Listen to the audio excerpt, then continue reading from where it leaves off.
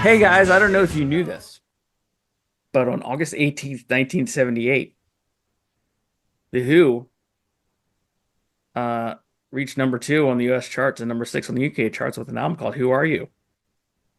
Uh, Unfortunately, 3 weeks later, Keith Moon passed away.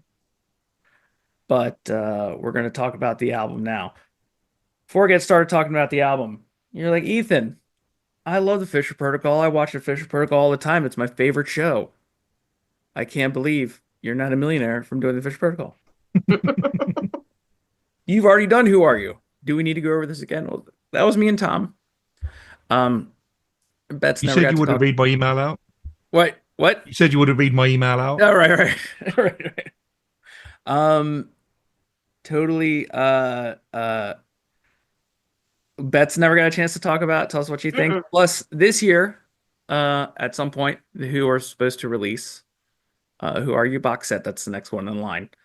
So I figured we just go over it. We got Paul here, track by track, really quick, and so I'll start with new song. My old notes said that I liked it more than I used to.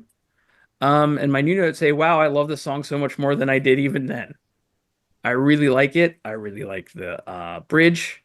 Um, it kind of seems like Pete is almost continuing this self-flagellation on this album a lot, I was gonna say, you think? which is like which is like the Who by Numbers was before this, right? Like Yes. it's like, all right, we get it, man. Yeah. Uh, It's that exhibit meme. It's like, I heard y'all like self-flagellation, self-loathing. I'm sure I quoted these last time. It's gonna be a lot of redo here. My fingers kill me as I play guitar because I've been chewing down my nails. My hairline ain't exactly superstar, but there's one thing that never fails. This never fails. So what he does never fails. Writing these songs never fail, right? You know. I write the same old song with a few new lines, but everybody wants to cheer it. Sorry, man. Sorry about your life. I write the same old song you heard a good few times. Admit you really want to hear it. I'm just putting together now that if we're actually singing those lines about the song, Who Are You? Mm-hmm. And then the actual song, Who Are You? I write the same old song. You hear it a good few times. Admit you really want to hear it. Yeah, man, I want to hear it. That's what you think of this song. Basically, he starts out the album kind of yelling at us, like, "What are you doing? Like, guys, like, really, look, this is the same old song. I can write these things in my sleep. Like, you need new music." And I'm gonna jump here just real quick and say, if you lift Who Are You up out of the context of the times, it's a nice little self-contained record, but when you put it back in and you realize what's happening in music, and like 2 years or so earlier, you've got the punk explosion in England. You've also got disco, and we'll get there. But Pete basically got this sort of feeling of obsolescence when he first encountered punk rock, and it's like they're doing it. Like punk rock's this big reset, and they're doing the thing that we started back in the 60s, and they're taking it where we should have taken it. And yet you guys, you the listener, you want to hear the same old thing over and over and over again. What's wrong with you? And that's it's a little bit of a declaration of war. Like, just, no, guys, you need something new. Of course, we're not going to provide it. So yeah, that's where I'm with you. I like it. I like it. I do like it.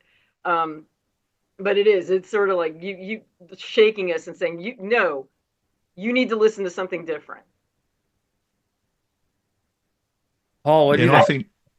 I think the irony is with New Song, and you say about what else was going on in music, but if you look at it in the context of the Who themselves, he says I write the same old song, but I would argue that every single song on Who Are You sounds unlike any other Who song they've ever done before. And I think True. that applies to every single song on the album.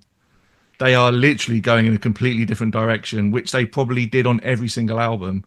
Yeah. So I don't think he is writing the same old song in the context of the Who themselves. Yeah. But he feels like he does, you know. He's like, I could, like I said, I could toss these things off in my sleep. Like, what are you all doing? You know, go listen to the Damned, go listen to the Pistols, you know. But I'm not sure I trust his judgment because I don't know if you've read that interview that came out on Saturday in the Times Uh-huh. in England, but he's saying he made a comment about if I asked AI to produce Pete Townsend songs like they were from 1973, Who Mhm. fans would love it. And I thought I wouldn't like it. No. I'd think that was terrible. So I'm not sure I trust Mr. Townsend's judgment. And that's the thing, like I haven't for a very long time, especially like on stuff like that. Um uh yeah. But did you like the song, Paul? I really like the song. I think it's a perfect album opener. Um, I don't think it's on Lifehouse Chronicles, but do we know if this was supposed to be for Lifehouse? Because he was trying to kind of have another stab at it around this time, and it sounds like it could be. It You could does. fit it within the story, I think. Hmm. No, I didn't do that much research.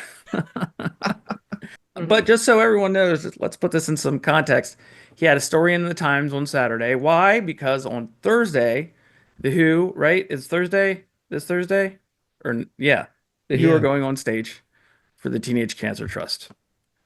Um, which by the way, I heard they got a new patron. Is it Robert Yes. Smith? Yes. Thanks, man. Ro- Roger. Roger's handing over the reins. Well, I mean, Roger's been trying to hand over the reins. It's about trying to get someone to do it. And Robert Smith, I guess he was depressed enough to say yes, you know. Um, but after you listened to this new song, Paul, did you had enough of it? It's bad. I see what you did there. Uh, yeah, had enough. John Entwistle song, Paul. I think this is possibly one of my favorite Who songs. Yeah. Um, yeah, I think I'm a real sucker for lots of instrumentation in music, and I like the fact that you've got synths, you've got strings, you've got horns, you've got piano. I think there's an acoustic guitar in there, as well as the usual vocals, guitar, bass, drums, and yeah, it just sounds great. I know. I think even Roger wasn't happy about the strings at one point being put on it, or Yeah, he. he called them slushy. And Ted Astley was the one did the strings for it. But yeah, Roger was not a fan. But I think it's an example of what I was just saying about the Who are once again trying to going in a new direction, Yeah. and yeah, I just love this song. I think it's great. Same. Um, I think it's a shame that they didn't consider this with the orchestra. I know it's a John song, but Roger sings it. I think I'd have loved to have heard this with the orchestra. Mm. Have they ever performed a John song after he passed away? Not that I know of. No, I don't think so. Yeah, it's kind of a little sad, a little lame, actually, I think. Um, but what are you gonna do? Um, Bets, you like John This was Entwistle?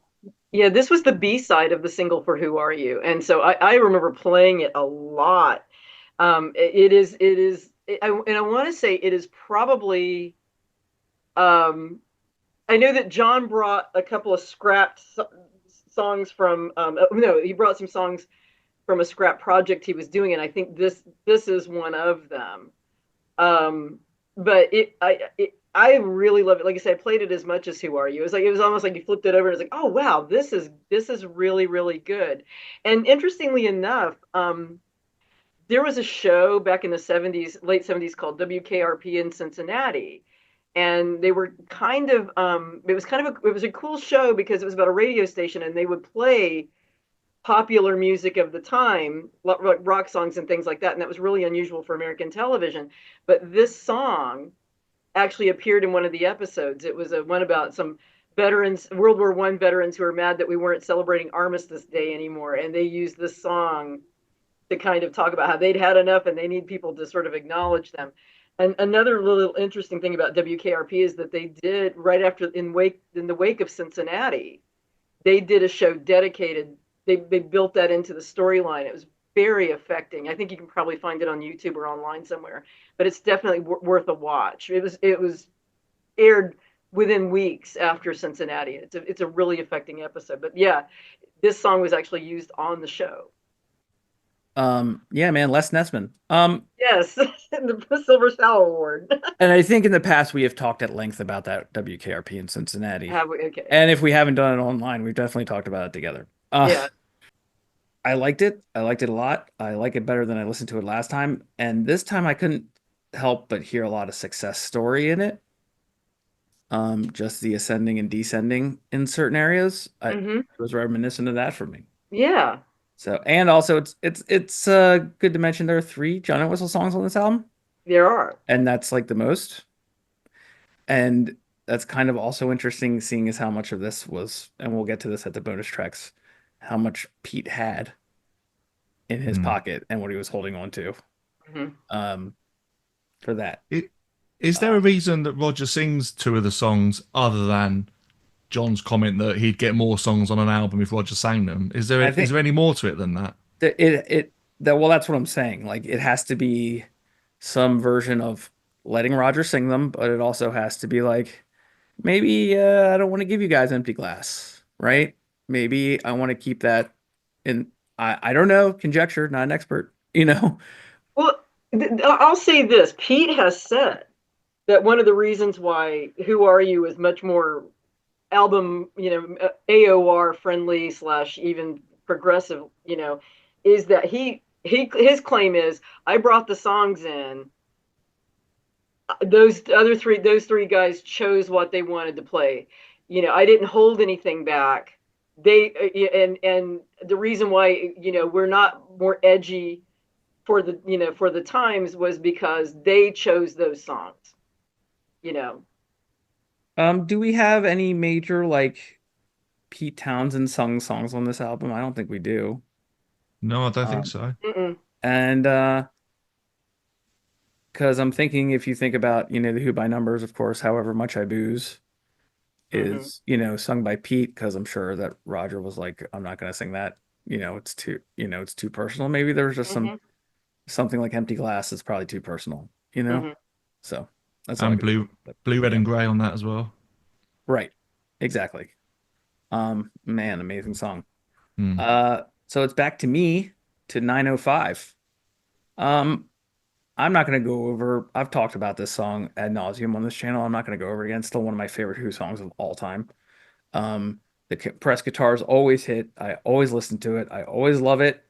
Uh, I like the sci-fi narrative. Last time I compared it to 39 by Queen as 2 of my favorite like songs of the era that are like very specifically in the sci-fi thing, but kind of folky, which is always just a crazy mix of genres to me, right? You don't think of compressed 12-string guitars when you're thinking of, 10 forward for the real ones out there, 10 forward. And I got to hear him sing it live, I love it, Betts 905. Terribly catchy. Again, this is part of John's little scrapped project that, and he brought these songs into it. It's jaunty. It definitely is it's very catchy. It's a good one. I say John brought the music to this album. He really did. He brought a lot of great songs. This is one of them. And before I get to Paul real quick, I just want to say it's the beginning of like a 4 or 5 like song run on here. That's one of my favorites on any Who album. You know what I mean? 905. Paul, thoughts? Yeah, I'm with you 100%. It's one of my favorite Who songs as well. Even though this and Had Enough, you probably wouldn't call quintessential Who at all. But again, it could be because they were going in a new direction. But yeah, it's a fantastic song. And you might be jealous about me seeing The Who at Shepherd's Bush, but I'm definitely jealous of you seeing John Entwistle live and hearing this song played live. And we actually, yeah. How much information? This might be one for Betts. How much information is out there about John's proposed sci-fi album around this time? I don't know. I'm about to complete his biography by Paul Rees. There's not a lot. In fact, I was going to say, finding a lot of things about Who Are You, in amongst the tomes of our people, It was there's not a lot in this book. Pete and Roger's autobiographies really literally devote a mention on a page or two about who are you. I had to rely a lot on Tony Fletcher's book to get anything because it's real reflective of Moon's fragile state at the time. But I haven't really found anything. So maybe down the road Christopher might find some stuff to put out, but I don't really know anything much about it at all. And was it you who said that Too Late the Hero was considered for Who Are You? Somebody on a Discord, on one of the Discord groups, had told me that they thought, and maybe we'll get that on the box set, but that Too Late the Hero might have been proposed because it would have been around that time because we know that John and Joe Walsh and Joe Vitale did a record in '79 or was put out, but they did a sort of a jam in '79 that had those songs. So it would have been, I'm sure Too Late the Hero would have been kicking around that time. It's really interesting to think what this album would be like if Too Late the Hero was on it. Exactly. Not that you'd probably get 4 John songs on an album, but that would what an album that would be. Yeah. All right, let's go right into one of my other favorite songs, Paul. Where are you at on your sister disco? Yeah, I think you're right, actually. I was thinking this as I was listening to the album over the past few days, that first 4 songs, I think in particular, is such a strong opening 4 songs to an album. But I'm surprised this wasn't considered as the lead single and wasn't even a single. I'd say this is probably a more likely or a more obvious single than Who Are You, the song itself. But I guess the same could be said maybe for Won't Get Fooled Again. I'm not sure that's the obvious single from Who's Next. So who knows who's making these sort of decisions, but right, Boris the Spider should have been a single back after on a quick one, but that's just my opinion. No, I totally That's agree just with that, like actually. your opinion, man. I know, right? They didn't want John getting too much power. That would have gone right to number 1, I promise you. Also to his head. Exactly. Right. But I think for me, this is when Kenny Jones has to come into the conversation, because I do wonder if I prefer Keith's drumming on the studio version or the live version with Kenny Jones, because I think they've both got their merits. But yeah, I love Sister Disco. It's a great song. Bets. Well, y'all gonna hate me. I'm not a huge fan of this song, and maybe because of Pete's antipathy for having to have Roger sit down next to him when they're on stage. It's not, and this was the thing. I always thought it was a swipe at disco, which was also quite big at the time, and there was this whole movement, disco sucks, and blah blah blah. And then Ethan, you yesterday reminded me that this would have been part of the Lifehouse, and so when I went back and listened to the lyrics again, and I'm like, okay, I see the fit. That it's less about disco and more about this sort of concept of Lifehouse where all this media is fed to you to keep you docile, and then you kind of pop out and you've been in a fight, the street fight, and you've got the adhesive on your nose and that kind of thing. So it put much more into context for me to make me like it more. And I'm definitely with Paul. I went to Reddit and somebody was talking about, you really need to see Kenny Jones play this for the concert for the people of Campeche. And so this morning I put that on, and boy, Kenny rocks it out. Like, his drumming is so sharp. This was built more for Kenny than for Keith, I think.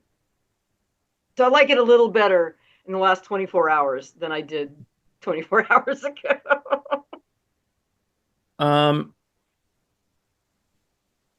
This is one of the ones where I had the same thought I had 4 years ago, which is like, the bridge is kind of like it almost belongs with guitar and pen as far as like it's kind of a straight ahead Who rocker, but in the middle it gets really like Broadway like songy, right? But as far as like, yesterday I sent you guys like the demo, right? And I've gone down Sister Disco rabbit holes before, because it's still one of my favorite Who songs, and I still love it. But if you listen to that demo, I feel like it goes very and even when Pete has done it like solo or within Lifehouse, like it's almost like you could feel him like basically probably spending a day with those big massive headphones on messing with his synths just to get that part. yeah, and he loved it, and he just like probably listened to it all day, destroyed his hearing, one synth beat at a time, Hmm. and was just falling in love with it. And I fell in love with it too. I just feel like when it gets,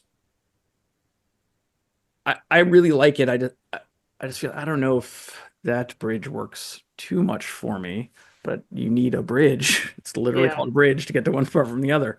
yeah. Um, but it's just amazing how he can take these synth lines, but then also turn them into what everything we want from the Who, which Hmm. is like this three chord, like almost Baba O'Reilly, you won't get fooled again thing, and I've always liked it. Yeah. That When it demo comes was to when it sorry.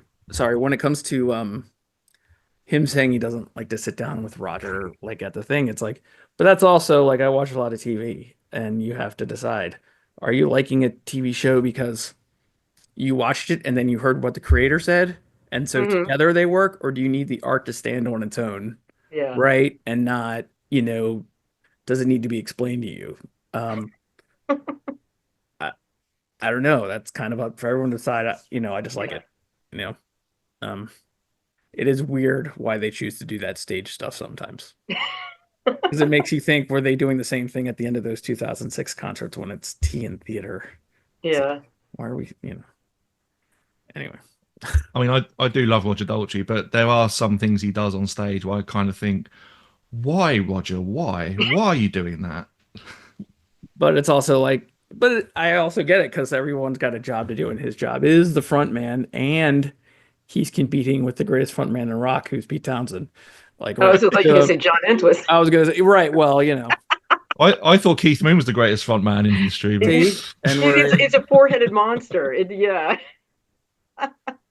that some of his that arguments might not have merit, but that's okay. We can move on from that.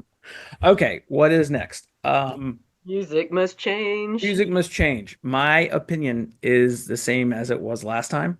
I had trouble warming up to it as a younger like person, but after that Kenny Jones, the video, that 19, I guess, uh, whatever Maximum R&B, the one they showed Hmm. Chicago, maybe they showed in the movies. It's an amazing version, and that's when those concerts go from like hit machine concerts to like druggy jam out concerts, and the Hmm. Who is really good at doing that, even when they're in their later stage. And like at the end of those 2006 shows or whatever, when they always closed with Amazing Journey and Sparks, Hmm. at some point, Sparks would always turn into that, where you can kind of close your eyes and think real hard. You can see yourself in one of those dirty stadiums back in the 70s where Yeah. everyone's basically out of their mind and going crazy, and it just gets real like ethereal almost and floaty. And that's what I think of when I think of music must change. And since the last time I've spoken about it here, I definitely have tried to play it on a guitar a couple times, and I have even more respect for it because the timing's off, but he still does these big chunky Who chords in the middle. The high has to rise from the low, you know, Hmm. and I mean, I love it. What do you think? This is the notorious song. There's so much behind this. It's for me. Obviously Moon's not playing on it, and we know because he couldn't master that 6/8 time. Yeah, he was very in a very very fragile state. But I almost feel like the footsteps that they use for percussion works just as well. Because again, this is another song about Pete's anxiety about what's happening in on the music scene, and are the Who going to be able to are the Who going to be relevant? And things have to change. We can't just have this sort of overblown sludgy rock anymore. Like I said, punk's a reset, and so this sort of pacing almost gives you that feeling of anxiety. Is pacing back and forth, going, what are we going to do? They're the kids have got it and they're taking it, and we're going to be left behind. So that works for me. But yeah, it's kind of a notorious song in the Who canon. Well, this song gives me detective leaving a bar late at night and wandering the streets during a Mm-hmm. middle of a big investigation vibes. I think I really like the song, and I think you've alluded to it with the Kenny Jones version, which is a really good version. it's an obvious thing to say, but it is just such a shame that there's no drums on it. Yeah. It's kind of the thing that maybe does let it down a little bit. But going back to that version with Kenny Jones, when I spoke to Matt Kent for the podcast, and I think this might be in a bonus episode that's coming out at some point in the next few weeks, but we were talking about Who Are You, and Matt told me that the Who were actually planning to play a lot of this stuff live, even if Keith had survived, which I was actually quite surprised to learn. And it sounded like they'd auditioned Rabbit and he was going to join the band. So I just found that really surprising and really interesting that they were actually considering playing a lot of this stuff live. And I wonder if Music Must Change would have been included. But it's interesting talking about the 6/8 time thing, because I was talking about it on the podcast, and a guy called Matt Weston. I knew Matt. Yeah, he made the point that there's plenty of songs in Who's catalogue in 6/8 time. There's Any Time You Want Me, I Don't Mind, Please, Please, Please, Love Reign Over Me, They're All in Love, where Keith was absolutely fine with the 6/8 time signature, but maybe it was those stabs in the choruses that he was struggling with, and maybe Pete wanted it played a certain way. I don't know, but I know that at some point Pete offered to take the song off the record for Keith. He was like, "We don't have to do it," and then Keith got kind of worked up and said, "No, I'm not going to do. I'm the best Keith Moon style drummer around, so I have to. It has to be on there." But Fletcher makes a lot of good points about you kind of can't blame, you can't dump everything on Moon. And he says, that because Albemarle and rock was where the money was, and because that's where the commercial success was, and that's where he got the airplay, that they were kind of forcing Moon into this box of playing music that was more album-oriented rock, and it just wasn't kind of his style. And I know Entwistle had said that, Keith really was kind of out to sea, as he didn't even know really how to play this. Like, he was just like, I don't have any suggestions. I don't really know.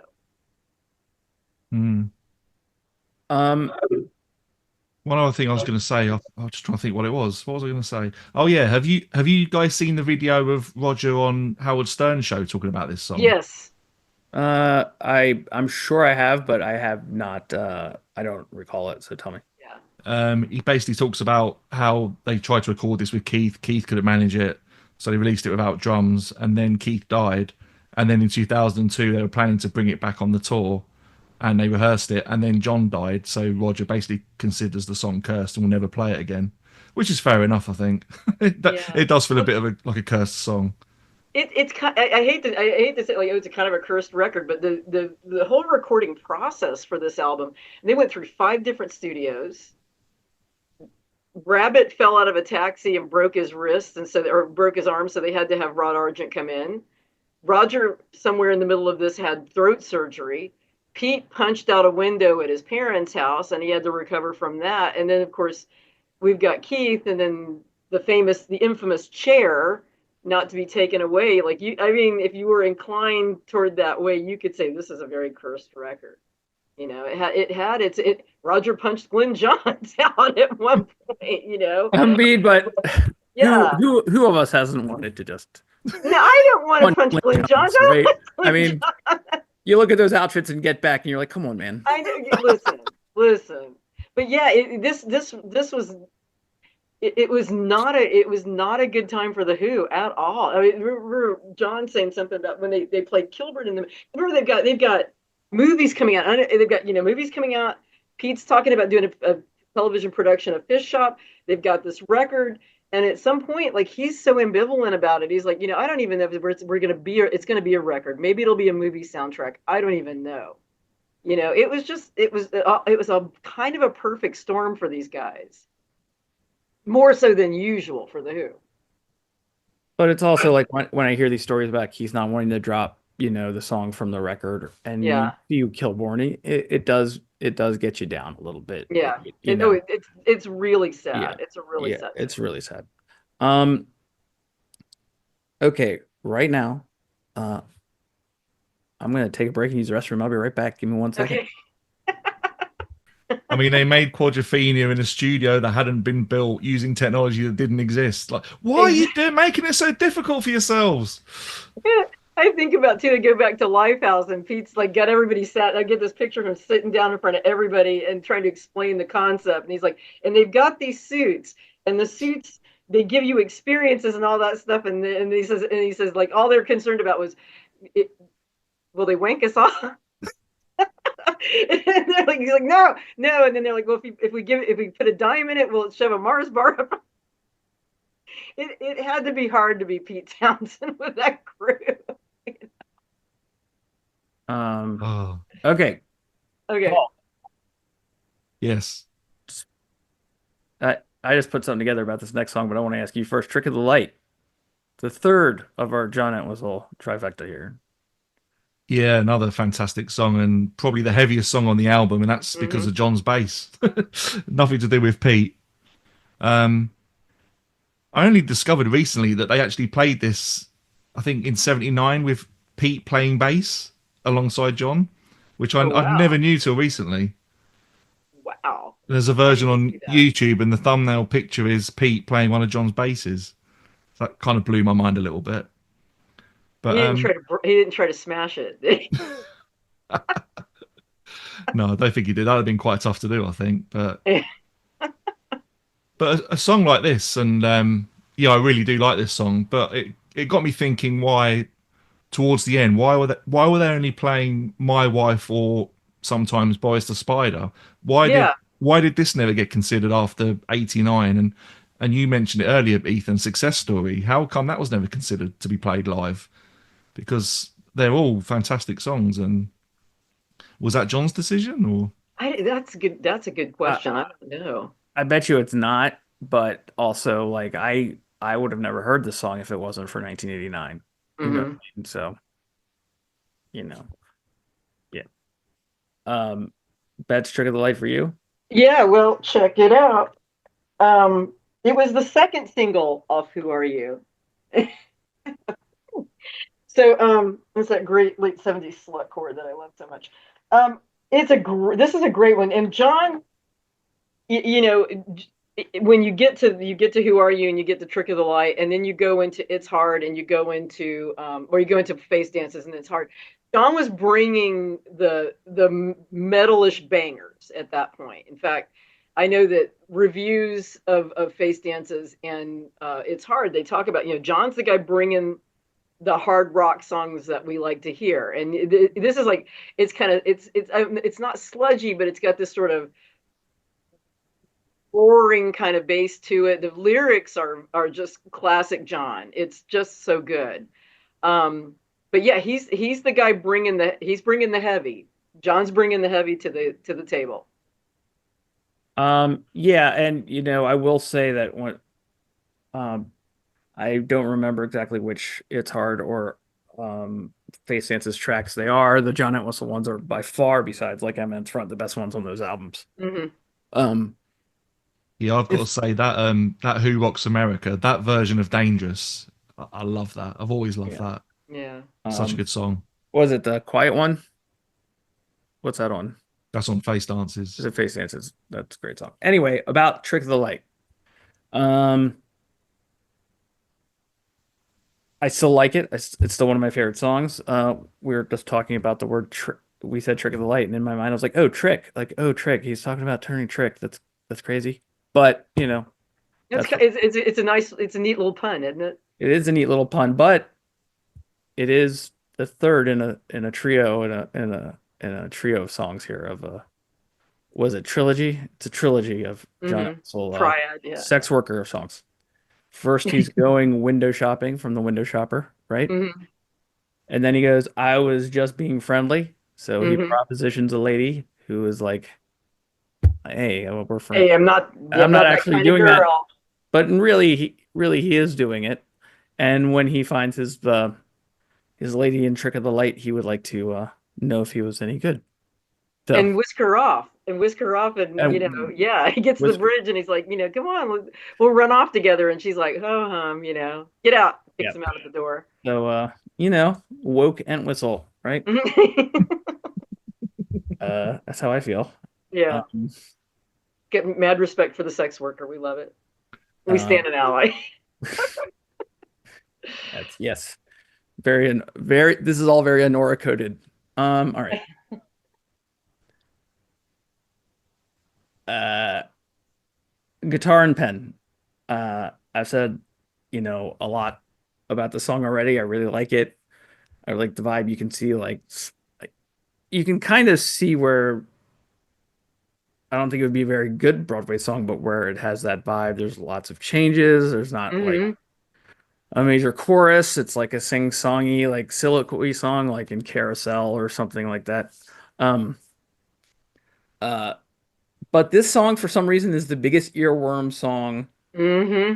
on this record for me, because, like I said, to prepare for today, I only listened to like the album like in earnest like twice yesterday. But ever since I knew I had to listen to this record, the only song that's been in my head over and over again is Guitar and Pen. When you pick up a pencil, sharpen it up, and it's another song where he's like, I'm basically standing in, a mirror looking at me playing guitar, and I'm frustrated because I don't look good or whatever, and so I smash it. But then I get another, I get another second wind, and I pick the guitar up and start writing again. So he's writing in this frantic way about a personal thing, and I can relate. So guitar and pen bets. Show tune, complete show tune, and that's not to say that it's bad because when it comes on, man, I will turn it up. Um, you can see the Jerome Kern dancer, everything just going. Um, it's another one of those songs about the frustration of writing and that kind of thing. The one Roger is at his acting best. Like he's acting this song out. And the thing that I think is just delightful, and I am I wrong to think that when Pete wrote Sunrise and he played it for his mother, didn't she have some kind of like criticism? And I feel like this is reflected when he goes, you hum and you croon and you play for your mom. She says, it means more of a tune. And I can't help but think that maybe Roger's kind of imitating Betty Townsend because I've seen interviews with her and it's kind of how she sounds. Yeah. My notes from 2021 literally say I think Pete keeps up fine on the track. I took the lyrics and the part about his mom, probably Hmm. remembering that he played his mom Sunrise. And Hmm. she said that's very nice, dear. Yes. Um, and then bringing her money harsh at the end. Yeah. Um, for some reason, I picture the Who at like this big conference table when they're deciding what songs, and Roger's like, "Oh, I really like that one." And for some reason, I always picture Roger at the head of these meetings for some reason because he's got to say. He's He's like, "I'm gonna sober. sing that." He's gonna, well, yeah, with that. Yeah. Paul, guitar and pen, is it a thing you're into? Yeah, definitely. But going back to that conference table, I imagine Roger probably makes the tea because he's got that work ethic, the working man. He's probably the one who makes the tea. Bob Pridden doesn't do it at the meetings. Roger's happy to do it. Um, But it seems to me at this point in the tenure of the band, he makes the tea, but he doesn't serve anyone else. He just takes it and he makes his tea. yeah, maybe that. Yeah, Yeah, yeah. it's funny you mentioned. I've never actually heard that sunrise story before. So Yeah. every Who day is a school day. But it's funny that bit about she says she'd like it with more of a tune. I thought for Uh-huh. years, I just automatically thought that was Keith doing that bit, and I think it was the other day listening to it for this, and I thought, hang on, that's Roger, isn't it? Yeah. I think I yeah. always, yeah, I think it is. I always assumed it was Keith just doing that little more of a tune bit, Uh-huh. but No, I thought 100% that was always Roger putting on an affect. I never thought for a second it was Keith. Yeah. It could, no. but Keith would have worked just as well, and maybe John, maybe. Or, This actually takes me back. I've mentioned before. I've watched this. You said you had those VHSs growing up. One of the VHSs I had growing up was 25 times 5, The Continuing Ventures of the Rolling Stones, right? hmm. And it really spoke to me when they were talking about Some Girls and how I think the quote was, it doesn't take a lot. Mick Jagger was saying, it doesn't take a lot for an Englishman to dress up like a woman in the middle of the day. And I really think that informs me because that literally takes me back to like Monty Python, watching Monty Python, because I saw some Hell's Grannies out in public the other day. It was crazy. And and so I literally every time I listen to this, I can see, that that that that interview where Roger's like rock, right after Keith died, rock and roll's got no future, Mm-hmm. right outside. And his Mm-hmm. mouth does this thing. I always imagined at this part his mouth going to do that to do the it's not the tune line in there. Yeah. Like I Mm. could always see it happening. I Sorry, think, yeah, sorry, I didn't mean to go off. Go ahead, Paul. No, yeah, no, absolutely. no problem at all. I think another thing about this song, I don't know what it is about it, but something about this song makes me think they're kind of giving you a clue of where they're going to go with face dances after this. It's Mm-hmm. got a certain vibe to it. You can almost imagine this being on face dances, I think. Mm-hmm. I can't even, Absolutely. yeah, I can't put my finger on why exactly that is, but something about maybe that rhythm in the verses, I don't know, but I can And kind Pete's of, songs on Face Dances were a lot poppier. Like I said, John was bringing the arsenal, but Pete was a lot more poppy at that point. yeah, definitely. And I Hmm. think, I don't know if we want to mention the bonus track version of this yet. Yeah. But so in preparation for this, I've listened to the original. Well, I say original, my vinyl copy, Hmm. and also the remix CD, and they're so different. There's so many differences between them. But I think the Olympia '78 bonus track on the CD is basically the original album version with the guitar turned up a little bit. It's more similar than the actual remixed proper version, which is a Yeah. bit odd. I don't know why there's so many differences. That's one for John Astley, I think, but yeah, Guitar and Pen is such an unusual song, and you're both right. It's a stage show kind of song, Yeah. but it's still got a bit of bite to it, and it's complex, and you can't help but like it, really. Yeah.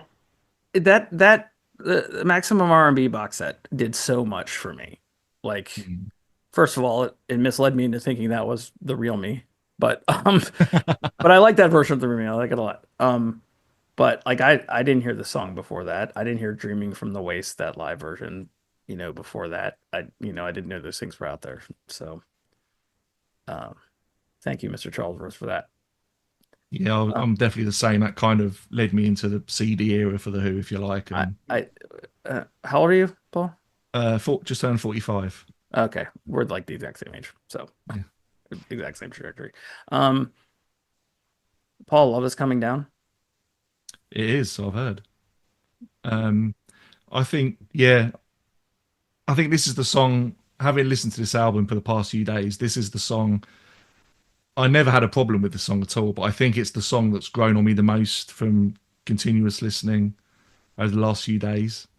Um, and I think Roger is completely in his element with this song. You say about sitting around the conference table and choosing the songs.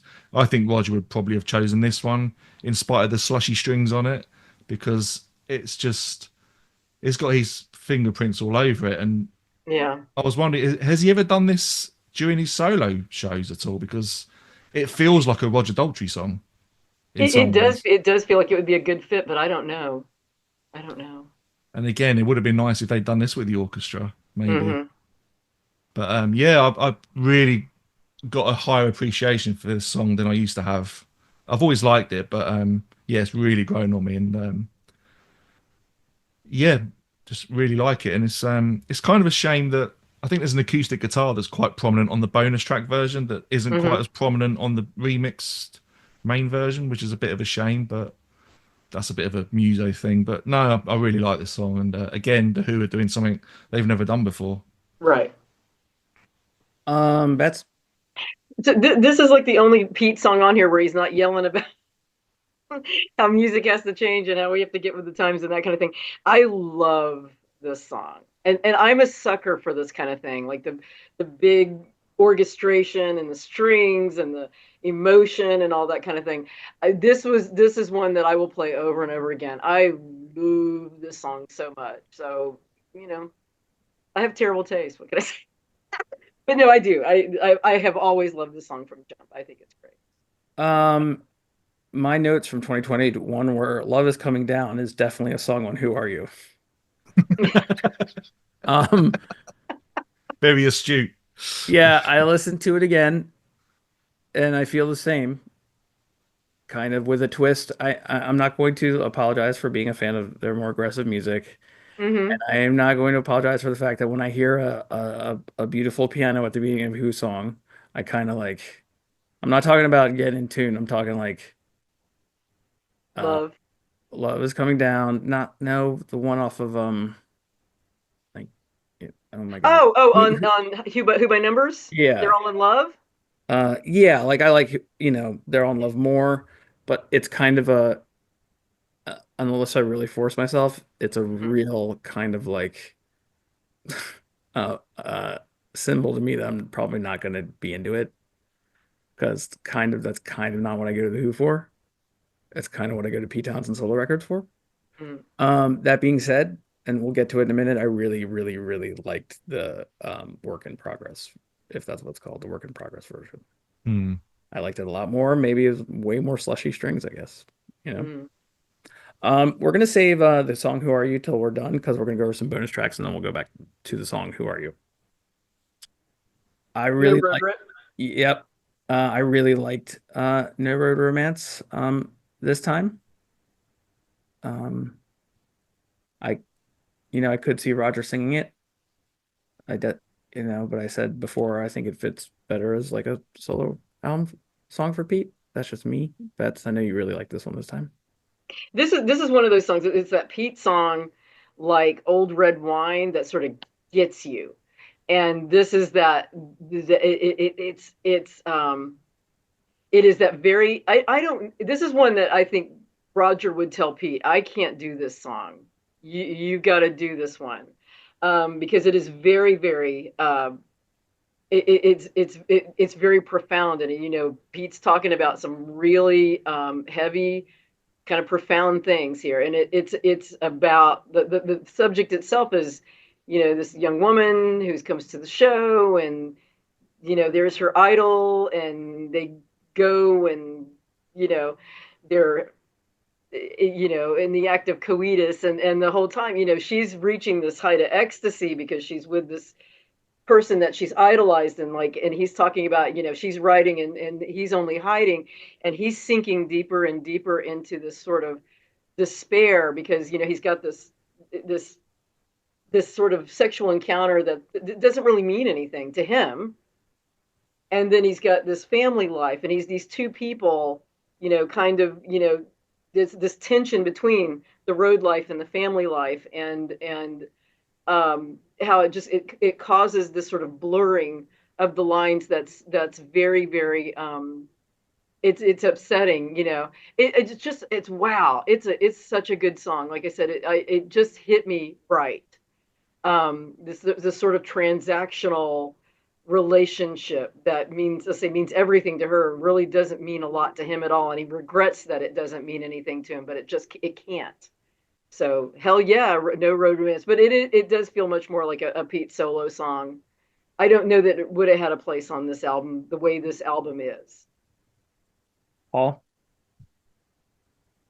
Yeah, it's interesting you say that because when I was listening to this, I was trying to imagine where it would actually fit on the Who Are Hmm. You album if you added that extra song. And I kind of imagined it, as you also said, you can imagine Roger saying to Pete, "Oh no, I can't sing this. You should sing this." Hmm. And I thought it could work between You Song and Had Enough in the same way as However Much I Booze fits between Slipkid and Squeezebox on Who by Numbers. I Yeah. can imagine No Road Romance being track two on this album with Pete singing, and Hmm. I think that could work quite well. But yeah, this is a really good song. I recently discovered the version with Keith on drums, which I'd never heard before. I mean, he's not doing anything that spectacular on it or anything. It's a very disciplined performance, I guess. But yeah, fantastic song. And again, is this something Pete did later on in solo shows? Because if he didn't, was this literally just chucked on the scrap heap?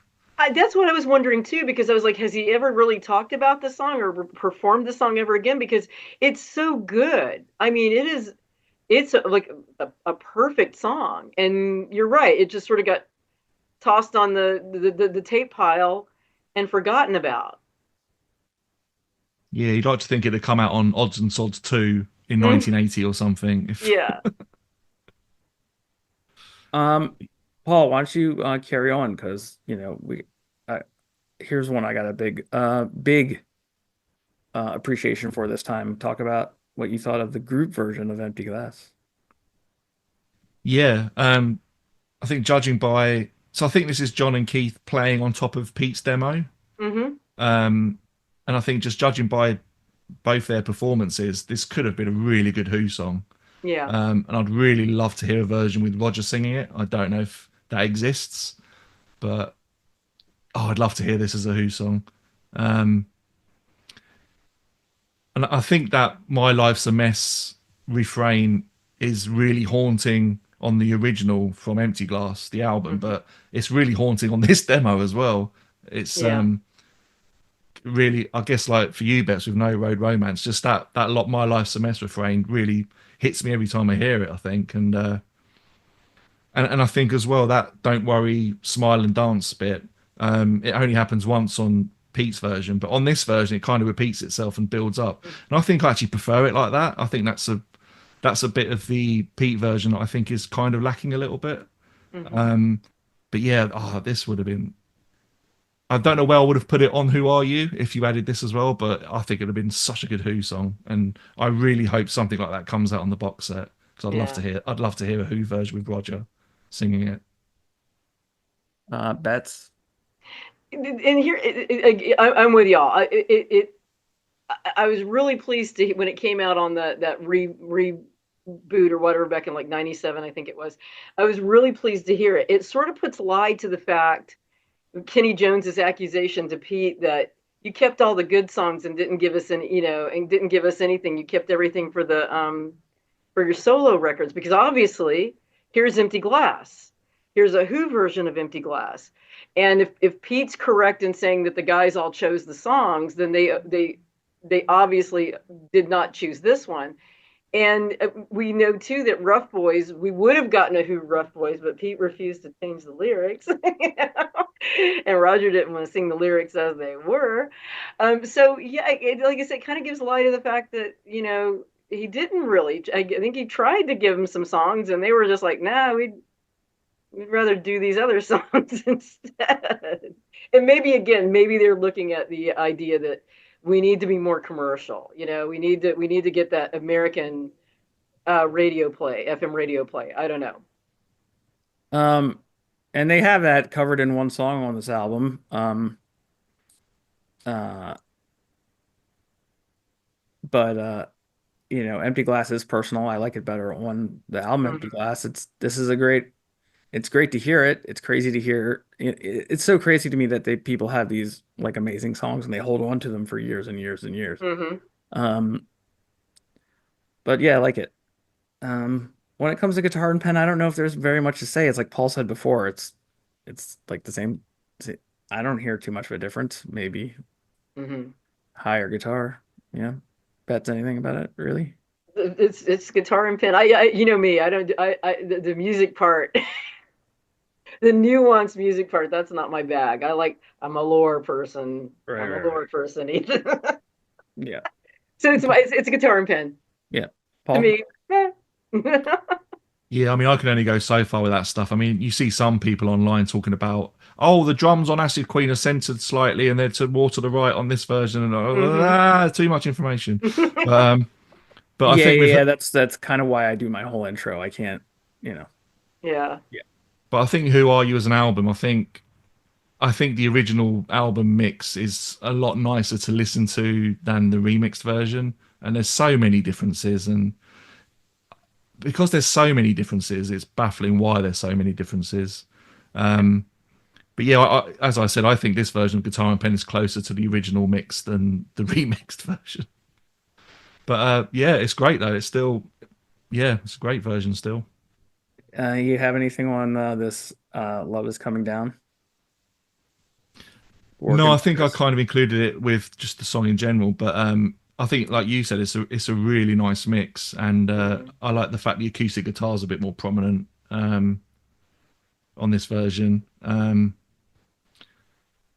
yeah, it's nice to kind of hear it slightly more raw, and have to wonder, would it have been a better song if it was a little bit more stripped back? But in a parallel universe, maybe. But Yeah. Bets you. Oh, if I'm driving around and I'm playing this CD in my car, it's hell yeah, second version of Love Is Coming Down. Let's crank that sucker out. Right. That's all I get. It's a second version of a song I already love. So yeah, the two versions of it. Heck yeah. Yeah, I said the same thing. It's like I like this one a little better, but I mean, Love is Coming Down. I mean, I'd rather listen to this version than the other version. Um, uh, but yeah, it's like I said before, it's there. You know. All right, guys, we are at the big one. Okay. Yes. Um, we are gonna talk about the last song we're gonna do today. We could talk about the Lost Verse much, but it's basically the same thing. Um, we're gonna talk about the titular "Who Are You?" and we're gonna go round robin again. We're gonna start with Paul this time. Paul, who are you? Thoughts on the song? Its Um, cultural impact, and just in general, go for it. yeah, I think this is one of those songs, and it's one of those Who songs that you do take for granted because, like you said, it's one of the five Who songs that Joe Public knows. And as Who fans, we've heard it a million times before, and it always gets played at every Who show. But then you do what I've done over the past 3 or 4 days, and you listen to the album a few times over a short period of time, and I was trying to come at this from a fresh perspective. And then you listen to a song like "Who Are You" within the context of the album that it's on, and you do remember that it really is a fantastic song. And there is a reason that it's so popular. It's because it's so bloody good. And I think this is probably the quintessential Who song in some ways. Mhm. And I think if you had to fire something into space, and so you could make the aliens aware of what it is that makes the Who special, I think this song is something that you would include in that. Um, and I also think we talked about music must change, and it's quite sobering that this album contains a song that doesn't feature Keith, because of the struggles he had with the song, and I guess struggles with his life in general. But I think it's fitting as well that the last song on the last album with Keith features a drumming performance where he's close to being back to his best, if not Mhm. quite there. And I think that's quite fitting. And yeah, you can't say enough good things about this song. But when you really stop and think about it and listen to it in the context of the album, I think it's an incredible song. Yeah. Bets. It's literally the kick in the ass out the door. This is because the rest of the album is good, but is it? And I love "Who Are You." Don't get me wrong. A lot of times it's my go-to, but is it? Is it a Quadrophenia? Is it a Who's Next? It's not. And it's kind. I hate to say it. It's kind of like it's like It'll Do. It's an It'll Do record, but this is the song that reminds you on this record just how good the Who are and how amazing they are, and like I said, it's reminding you, like I said, a good swift kick in the ass. This We are the Who. We will beat you. We'll beat you up if we have to. It's a bruiser of a song, and you just, man, the adrenaline when you hear that, and it's like, yeah, hell yeah.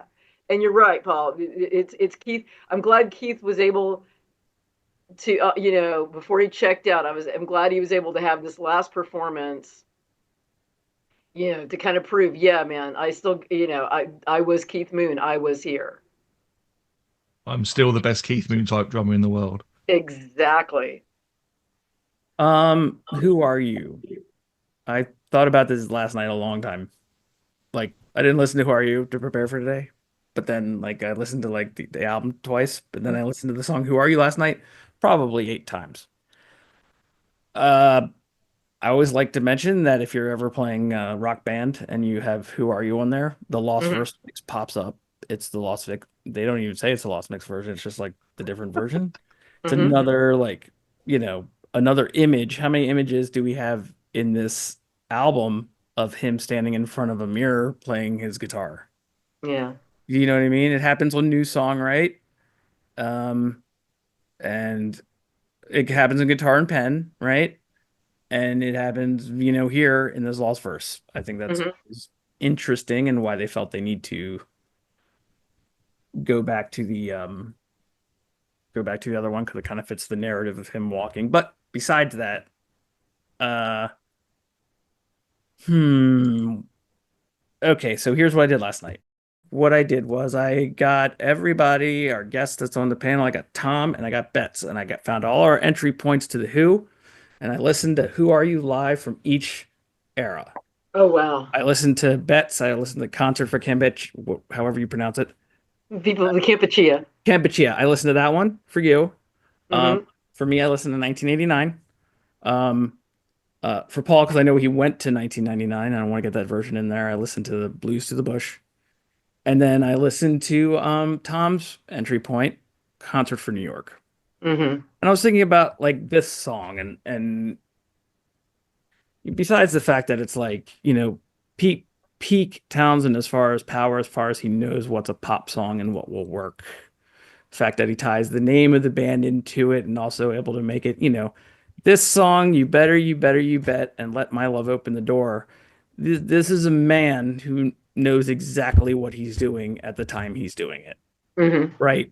Like, I'm gonna bleed all over this record, but then fuck you, I'm getting this shit on the radio. And this is going to be on the radio, and you're not gonna be able to get away from it. And it's gonna be on TV shows, and it's gonna be on The Masked Singer, and it's just going to be everywhere. Yeah. Everywhere. It's an amazing capper on the career of this band to the point, right? Because it's one of their most popular songs, the end of peak time here, right? And to end it on such a note says so much about the band.